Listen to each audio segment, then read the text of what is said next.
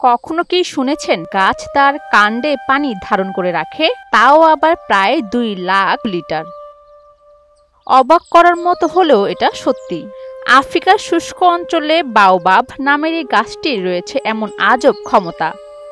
আঞ্চলিকভাবে এটি ববোয়া বোতল গাছ এবং উল্টানো গাছ হিসেবেও পরিচিত। আফ্রিকাতে এটি দ্য ওয়ার্ল্ড ট্রি হিসেবেও সবাই চিনে থাকে। বাওবাব গাছটিকে দেখলে মনে হবে এর কাণ্ড নিচে আর শিকড় উপরে। গাছটিতে বছরে মাত্র 6 মাস পাতা থাকে। এই গাছে 5টি পাপড়ি বিশিষ্ট লাল, হলুদ, সাদা ফুলও ধরে। গাছটির 6 রকমের প্রজাতি রয়েছে, যার কাণ্ডের রং ধূসর, বাদামি থেকে লাল পর্যন্ত হয়ে থাকে। বেশ উপকারী একটি গাছ।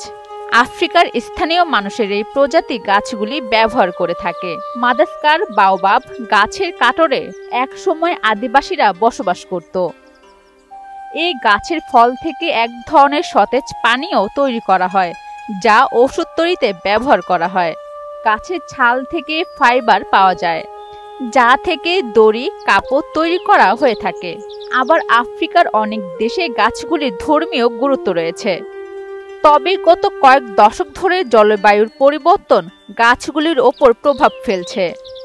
2005 সাল থেকে আফ্রিকার 13টি প্রাচীনতম গাছগুলির 9টি ধ্বংস হয়ে গেছে।